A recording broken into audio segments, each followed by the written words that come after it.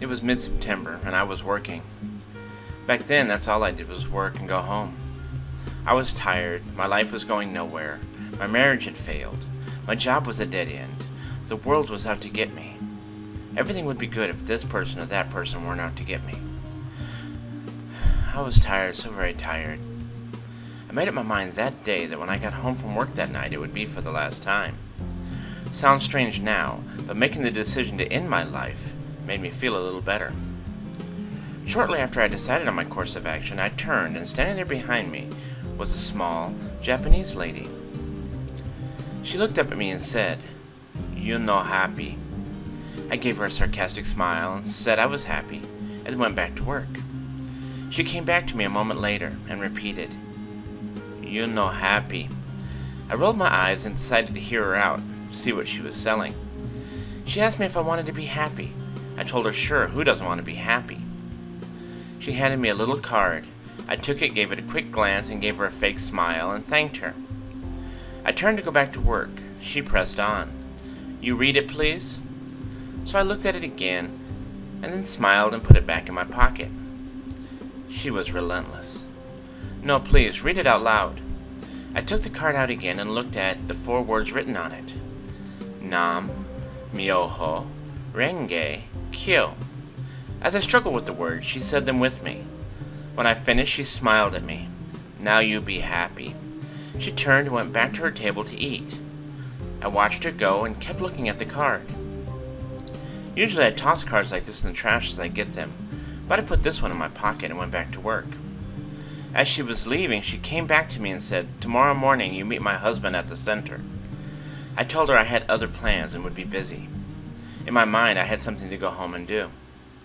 She told me that what I had to do could wait, and then she insisted that on Saturday morning I was going to the center.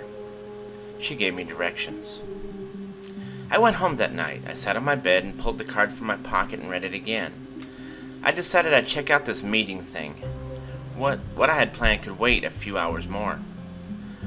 The next morning I went to the center. I got there early and went inside, not knowing what I would find. I heard something coming from the main room. I went in and heard the most beautiful sound I had ever heard. A room full of people chanting. I turned to leave, and John, the husband of Kao from the night before, was there. We sat, I heard the chants. He gave me an old set of beads and showed me how to hold them. He pointed to a piece of paper on the wall, the Gohonzon. He told me to give my problems to it as I chanted. What the heck, I'd give it a try. I chanted Nam, Myoho, Renge, Kyo. I felt a rush come over me. Everything came flooding out of me. I could barely catch my breath. I chanted and I prayed and I chanted for over an hour as everything in my life flashed through my mind and was gone. After that meeting, I came back that night for a Gongyo meeting, and again the next morning I went to a Soka Spirit meeting, and have been going to meetings 2 or 3 times a week ever since that day. On October 2008, I received my Gohonzon, and have not looked back. Well, all went okay. I studied Nichiren Buddhism and continued to work on my daily practice. In January of this year, we got together to discuss the coming year and decided to make bucket lists. Guidance from Sensei, President Ikeda, said to set a goal that would test the power of the Gohonzon. We had been talking about 2010 being the year of youth. So as an unattainable goal, I made it my kids. I had not seen or talked to them for over 10 years. So to test my faith, this was the impossible goal amongst the others. One by one, the goals were accomplished and scratched off the list faster than I thought they would. But the impossible goal stayed there. 6 months later, while chanting in front of the Gohonzon, I said to myself, "See, it doesn't work. You failed." That weekend, I received a letter from my youngest daughter. I was not only shocked, but a little afraid. I had gotten letters before, usually with 4-letter words containing how much she loves me. When I finally opened the letter, it said simply, "I love you and miss you," with a phone number. Well, I called her, and we talked, and then we met for lunch. We talked about life, love, the whole works. She asked me about the drastic change of life state.